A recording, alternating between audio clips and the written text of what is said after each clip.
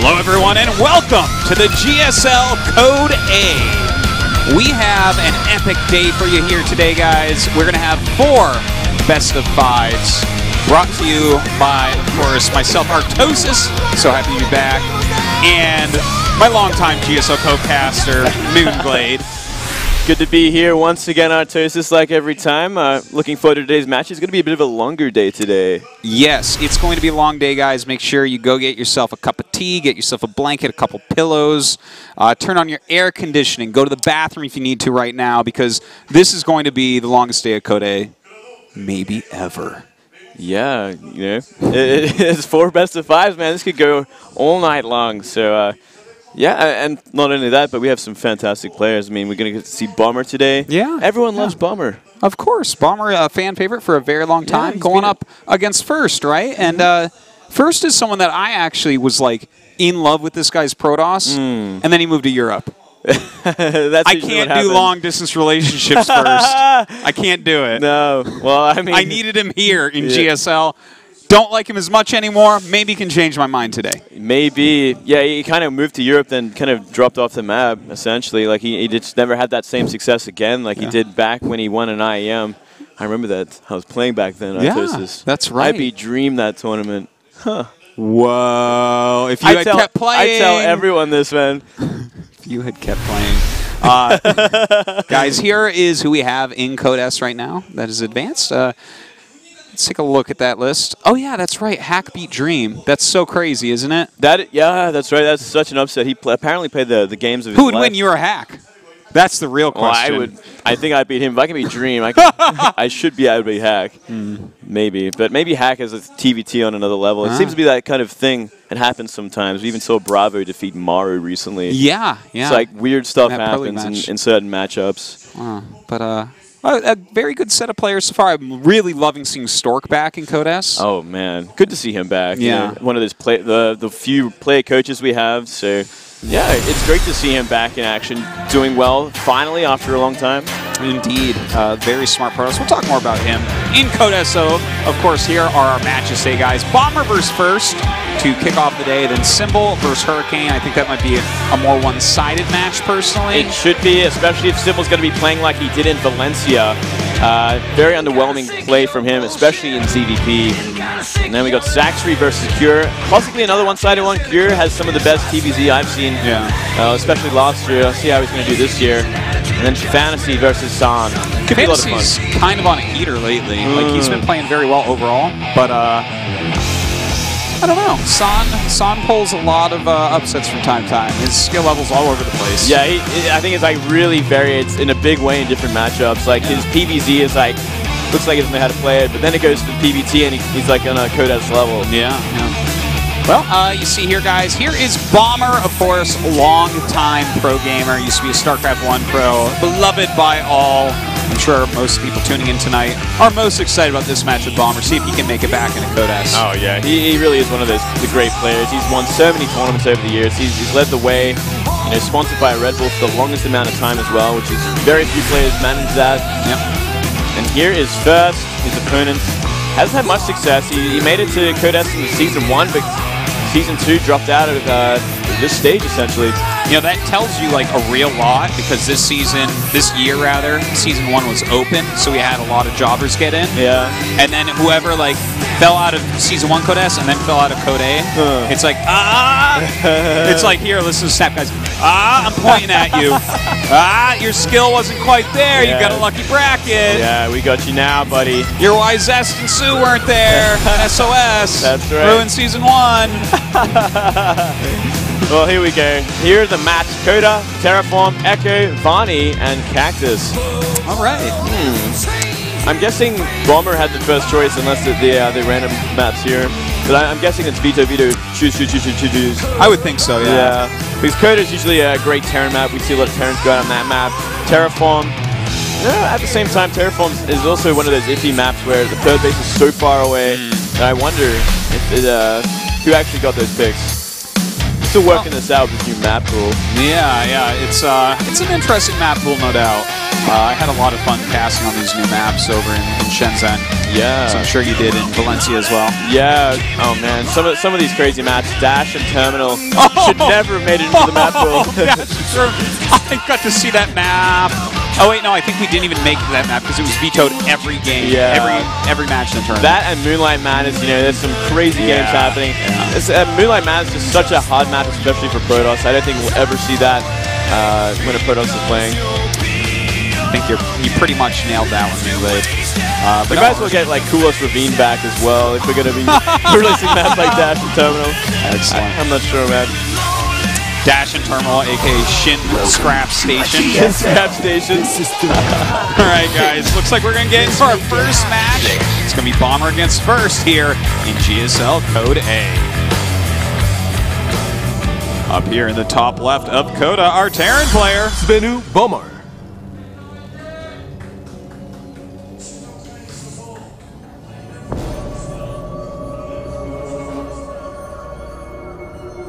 Down here in the bottom right, we have the Protoss player, KT Roaster First. That's one thing I always forget. First is on KT Roaster. That is something that you can easily forget since he never plays in Pro League. He never plays in Pro League, ever. I've never seen him play in Pro League. Oh, arrived until yesterday. First priority, StarCraft II, that's right. Greetings from Germany. Well done. Lots of chicken. Karaoke night with Tastos as well. Not tonight, buddy. Moonglade's going to be coming along. Oh, my. Some of those Aussie ballads are going to come out. Oh man! But I hope you guys are enjoying your stay here. It's a very fun country. I love living here personally, and hope to do so for a long time. Sorry about the weather. Yeah, this is awkward. This is not a good time to be coming. Yeah. Monsoon season on the way. Indeed, it's like the forecast for next 2 weeks is thunderstorms. Thunderstorms and sadness, man. Yeah. The humidity level is ridiculous out there. Oh man, it certainly is. Why did I wear jeans? I'll never know. Because you're professional.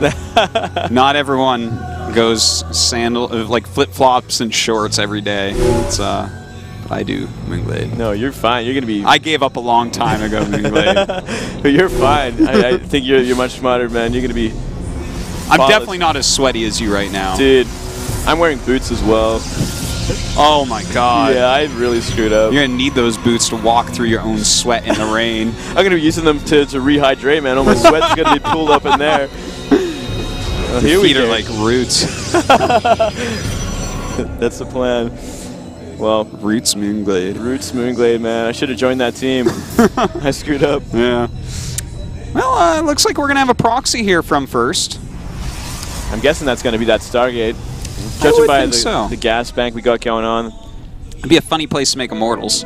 Oh, yeah, that'd be awkward. Maybe a funny amount of bases to make Immortals off of as well, I think. Well, you know, we could talk about Arium all day, man. The guy that took down Symbol at DreamHack Valencia going that one base Immortal, and he showed the way, showed a new level of meta, maybe. Wow. Or maybe just showed some NA ladder pride. And that's more like it. Oh, good for him. No, he did great.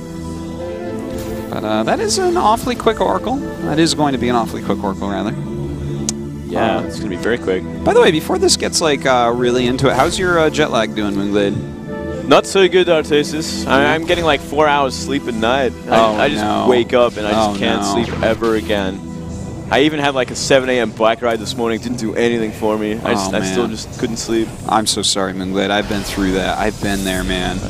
It's a ruthless thing, man. Coming back from Europe like that. I can't sleep on planes either, which is my biggest problem. Oh, jeez. That is actually like... And it was a nighttime flight. That's how pro gamers probably differentiate themselves, who can sleep on the plane and who cannot. I honestly wouldn't be surprised. And I tell you what, like, that was a 10-hour flight of turbulence.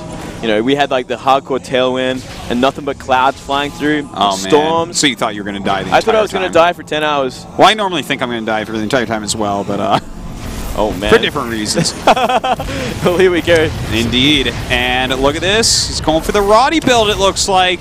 Following up with that fleet beacon, going to go ahead and get Tempest here.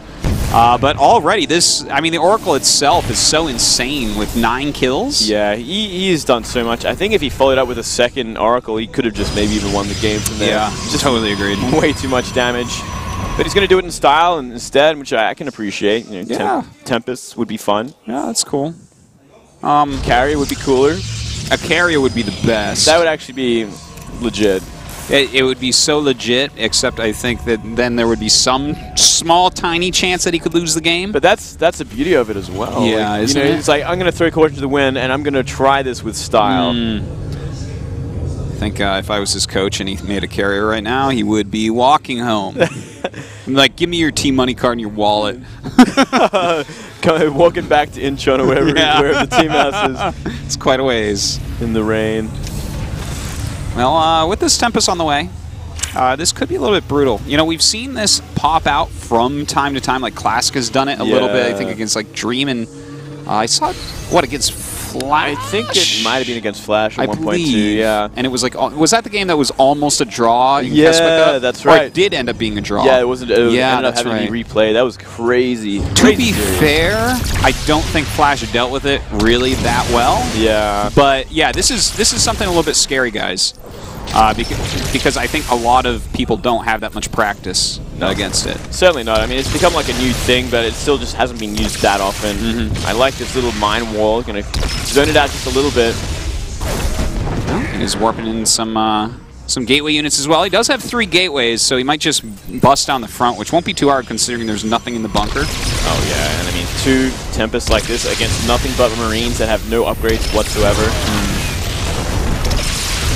Yeah, this is a nice little tag there as well. Wow, that's going to be really painful to try to hide those Marines. Yeah, no chance at all. And down goes the bunker, down goes the natural.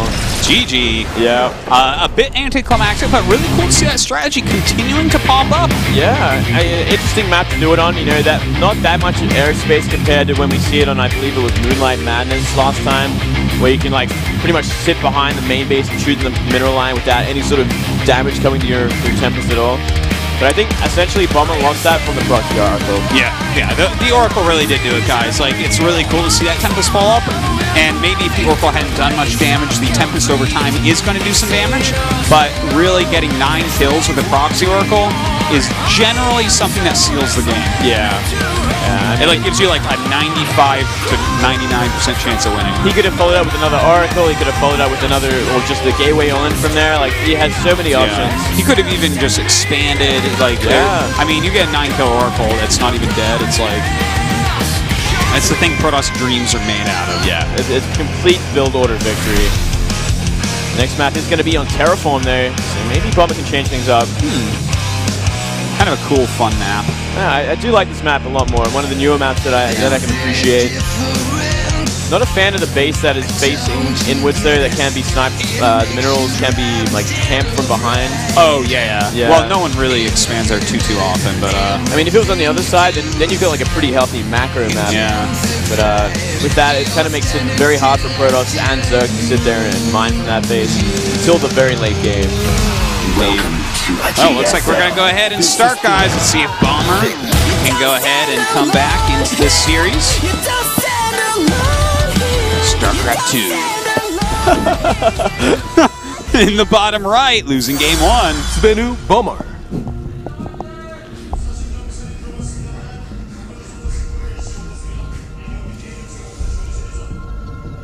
And up here in the top left, the player winning game 1. KT Roaster first.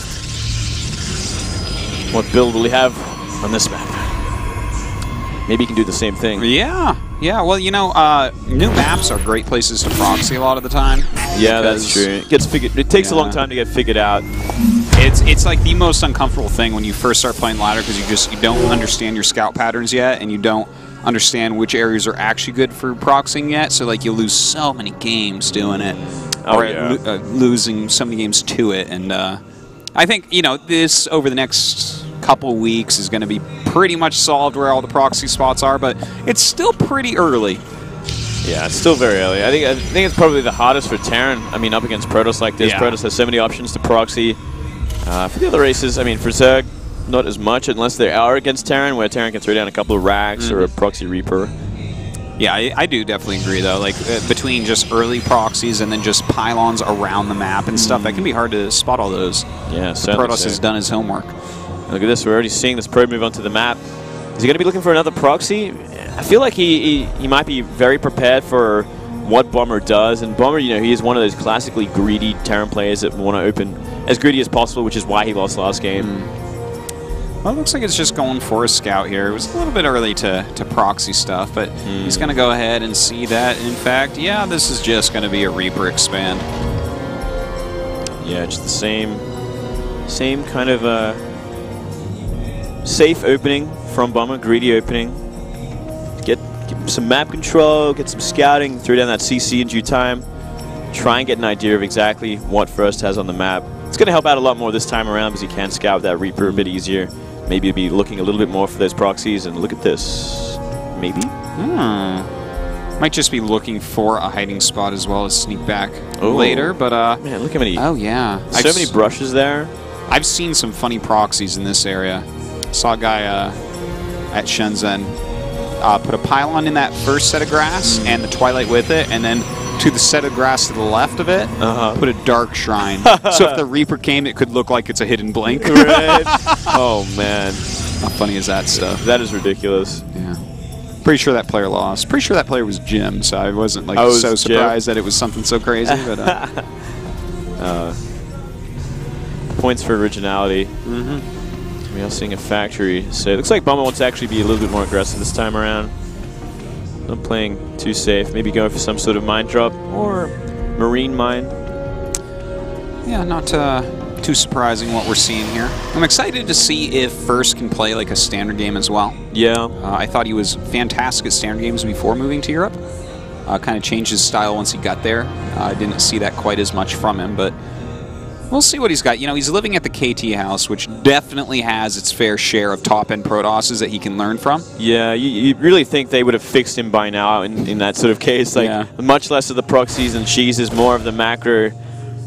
Unless it's just a player they forget about, I'm not sure, because he just never comes out in Pro League, and I literally completely forgot he existed and completely forgot he was part of KT. Yeah, he's definitely not someone that's on my mind. I don't want to be mean, but I don't really think of First anymore. No. He's just... I mean, I want to.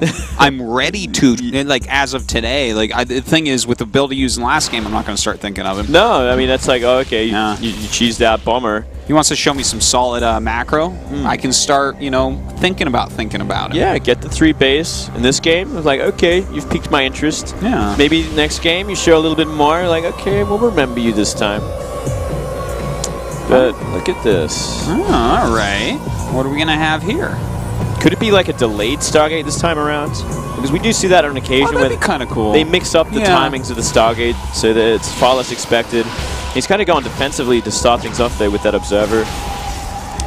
Yeah, you know what? I wonder if it is going to be... I think you're right. I think you pretty much nailed it. Because, like, there's no reason to hide, like, let's say a Twilight, because you expect them to have a Twilight right about now. Yeah, The only thing you wouldn't expect is exactly as you said, the Stargate, which we do see him thrown up. It's kind of a good choice considering he's up against this kind of build as well. I mean, 4 mines, but he's already got Observers out. He's got enough units back at home that he can start to DPS them down pretty quickly. He might have to pull the probes, but still, he can clean it up, which is the important thing. Let's see what can get done with the upcoming drop here. Kind of out of position right now there. Well, he gets those rocks down, so it looks like he's going back into a slightly better spot, maybe. A little bit closer, but with these 4 Widow Mines, it's going to be hard to avoid probe losses. He's on point with them there, and he's not going to take too many. 3. Oh! Sick. All right, well, that's certainly a way to do it, losing that Observer like that. Sickest scan ever. And all right, oh my god. 9 probes and an Observer. Okay, that did it. That was great. Giving some payback in game number 2. And he's going to even save. What? He saved 3 I do want to point out, like, he never got to make his Oracle. No. Well, he's going to try now. He's going to have to do something to make up for that kind of damage. Oh, and he's just going to... Oh, man, he's going to make 2, isn't he? Is he going to make 2 Moonglade? He's going to make 2, isn't he? Ooh, I would like 2. I would like 2. Well, when you lose 9 probes like that, you may as well make 2 and go for broke. Yeah. It's almost like an Oracle all-in on 2 bases. With only 2 Oracles. What if he was actually going for the same thing? Like, you wanted to go into Tempest from here. I mean, he could do it. Tempest here? Maybe it's too late, actually. It's too late. even if he wanted to do it. But I would love to see it. If he can go Tempest from here and win, I'm on board. that'd be sick. I mean, that'd be so weird. Maybe it'd work. Oh, free Stalker. Ooh. No, never mind. 4 probes instead. Hey, these drops are really working out for Bomber right now. Yeah, it's going to be 2 Oracles, as you said. And It better not be Gateways. 3 Oracles. Oh, that's just too greedy. The mines will scout it before then. In fact, this matter of fact may actually scout this. Okay, looks like he's going. So he should be hitting right around the time that this. Oh no, he changes course, so he won't see it. There are no missile turrets, my friend. No missile turrets, and the bio is moving out. So these 2 Oracles looking to do some sick damage. Wow, they definitely could. This could make up for all the damage he's taken already. Yeah, it certainly could. Bomber does have quite a lead in supply by now as well. He sees it with the Observer, and here we go. Flying on in. Anything 5 so far? All right, keeps them both alive. Flying into the main base, and he's going to get quite a few more. Yeah, if his micro is good, which it looks to be, on point, he's going to get away from the stim bio there. A little bit of a misclick. Could have gotten like 1 or 2 more probes. But you know what? He got 9. 9. And yeah, there was like, I guess that much killed from the mine drops. If the mine drops were early, the mine drops were a little bit better. Yeah, they kind of didn't make up for it. Earlier the damage, the more the damage kind of snowballs, I guess. Yeah. We also saw First really floating a lot of minerals and gas there for some time, but he's resuming it now, getting Colossus and Colossus range. Everything kind of happening at once. Yeah, a little bit sloppy there as he microed. Oh, mine. Oh, he dodges. Oh, no, never mind. Never mind. Never mind. Here comes the buyer. And that was really good. That was brilliant. If I was like a millionaire commentator, I'd be like, tell me I'm funny, Moonglade. Throw some stacks at me. I'm like, whatever you say, Artosis. Like, you are so funny, and you know so everything about the game. funny. You know more about Shirk than I do. Like, yeah.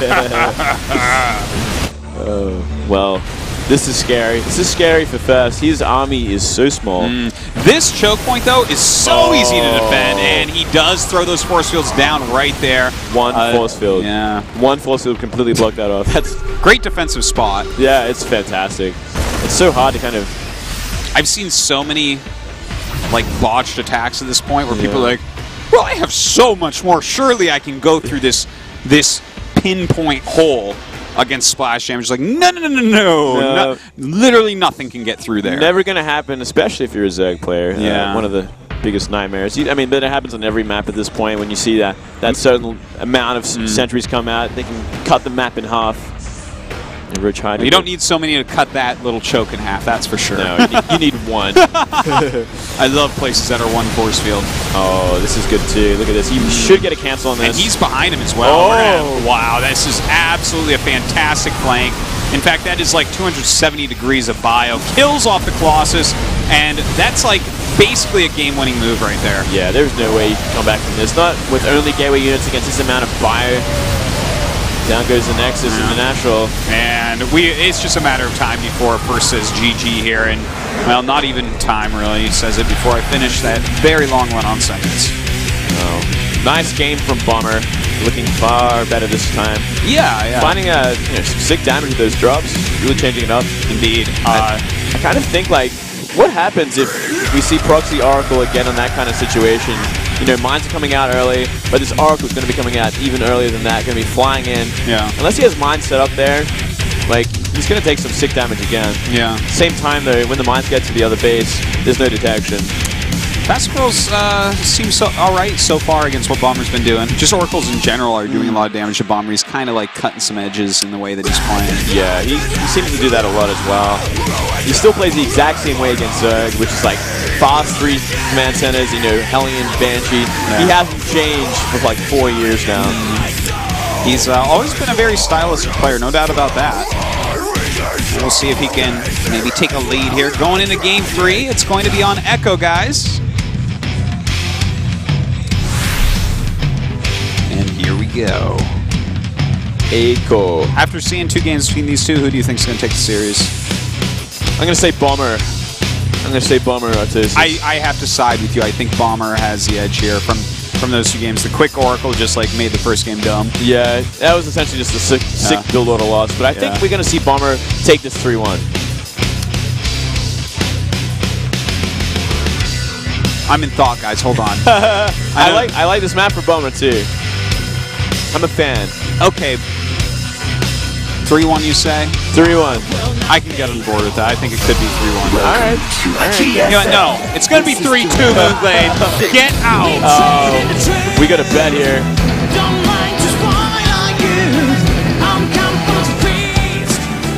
All right, up in the top left, the player who's going to win 3-2, maybe? Bomber. Questionable. Possibly. Questionable at best. Certainly is not over yet. No, certainly not. Down here in the bottom right, the player that's going to be losing 1-3. KT Roasters first. No, just joking. See what else he's got planned. I'm interested to see what other kind of strategies he has for Bomber. I think Bomber's one of the easier players to prepare for in this kind of tournament. Certainly, Bomber has always been so stylistic that you can kind of look at his games and be like, oh, okay, this is the type of stuff that he likes. That's exactly what I did when I played him, HOT6. Yeah. You were there, you cast. I don't know if you casted it. I probably did. Actually, I don't think it was broadcasted. But I beat Bomber 2-0. So sick. Was that an MLG? No, that was like, I am Cologne. I remember this because you was speaking to Tasters about it when I lost to Elfie, and I looked so salty on camera. Well, anyone that loses to Elfie looks really salty on camera, to be perfectly fair. Yeah, that was a rough time. It was a rough loss. You beat the top Korean player in the tournament, and then you lose to the cheesy European player. Yeah. It can happen, man. Well, oh, look at that great artwork. That's not too bad. Not sure. Was that Bomber in first? I think it was. I didn't. Does one of them? I'm not sure actually. None of them wear glasses though.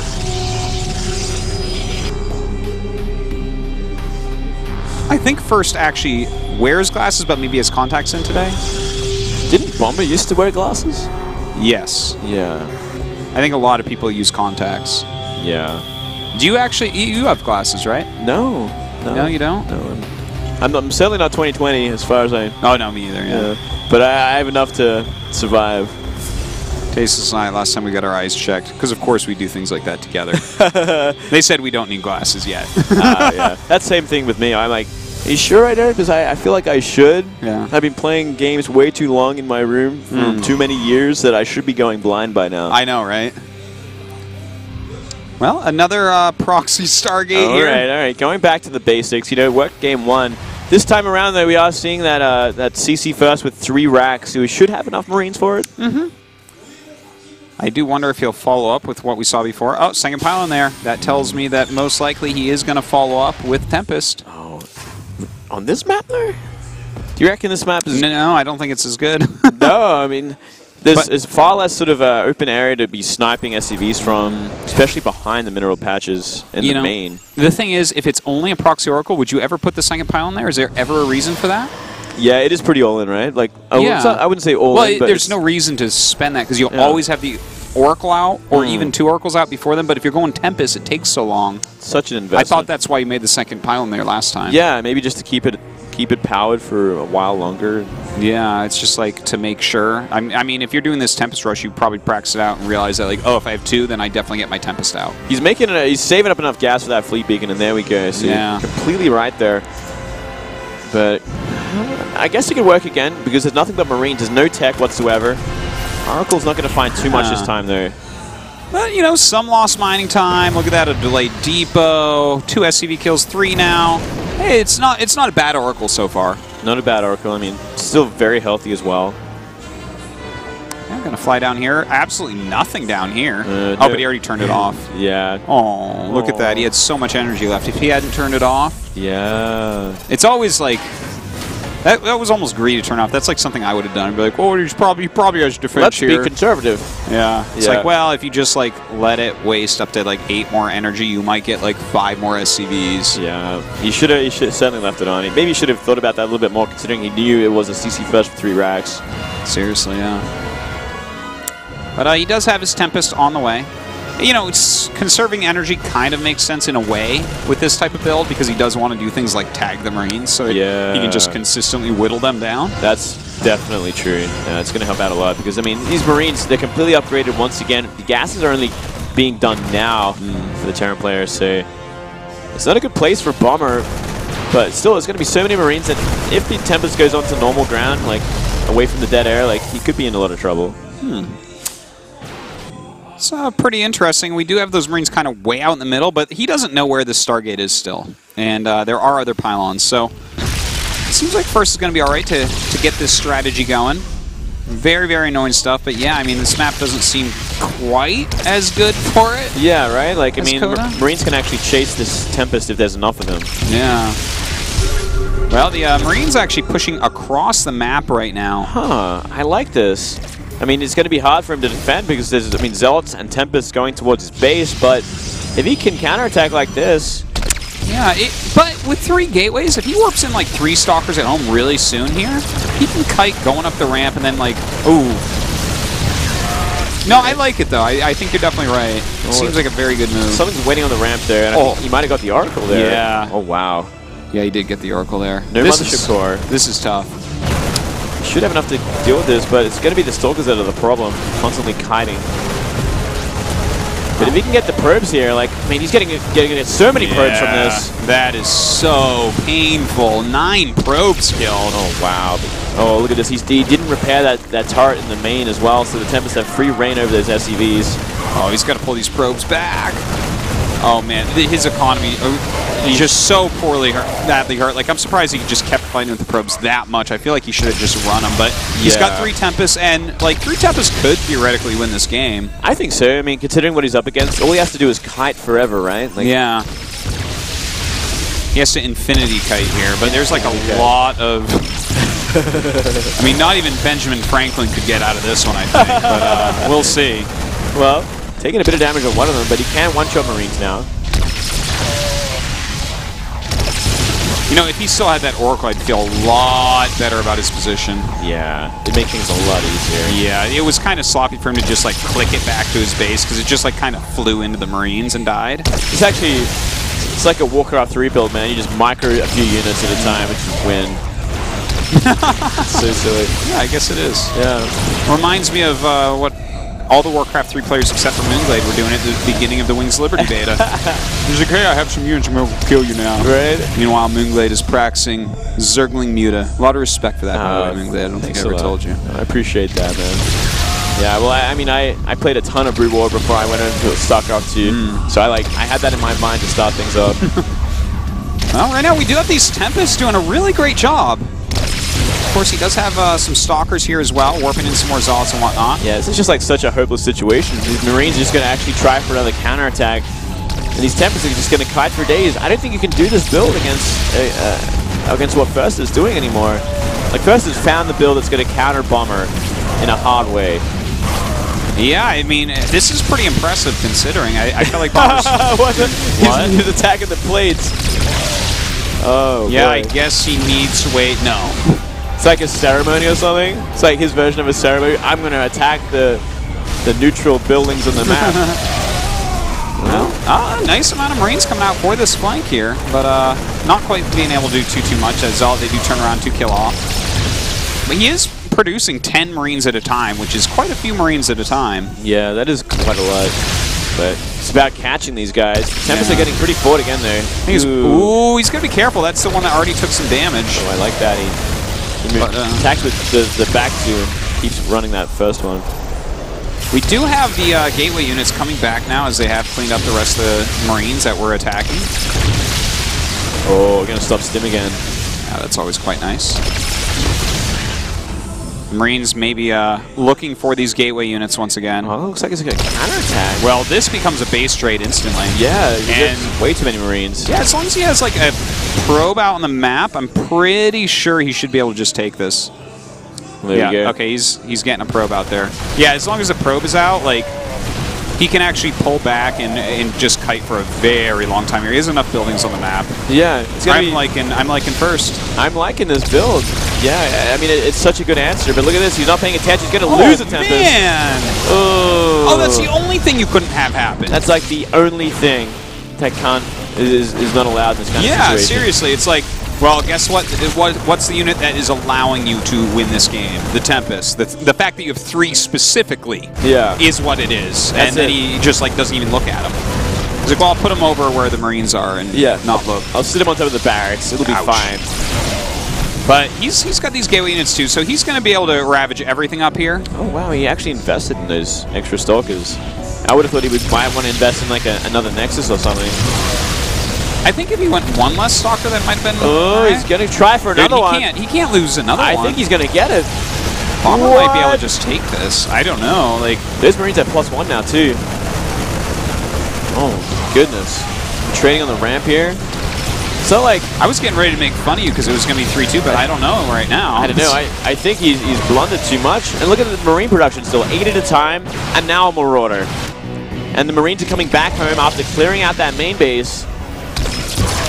I don't think there's really enough left over for first here.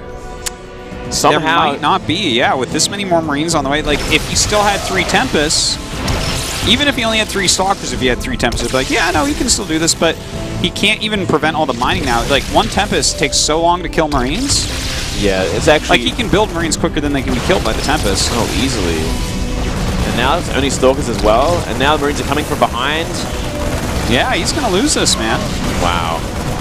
Really unexpected, but I'm happy my prediction stays true.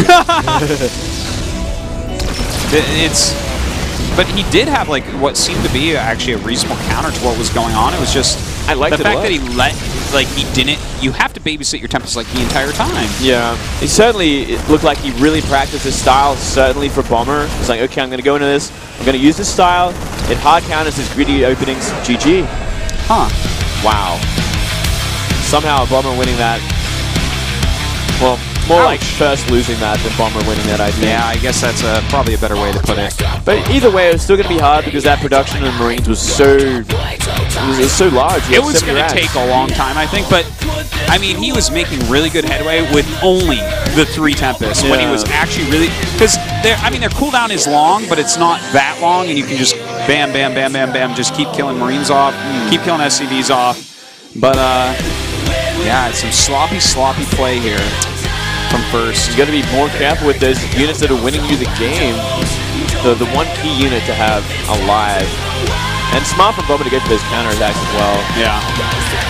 That was obviously very crucial. Like, he gave himself room to kill First off if First made mistakes, and First did make mistakes, so Bomber was able to kill him off. That's all there is to it. But now Bomber is 1 win away from getting to Code S. Yeah, kind of exciting for him. Could be a 3-1 Moonglade. You might be the smartest caster in the whole world, Moonglade. Maybe. Yeah. I'm thinking it might be. I believe we're going to go to a quick commercial break. And when we get back, guys, we're going to finish up the series, Bomber against First.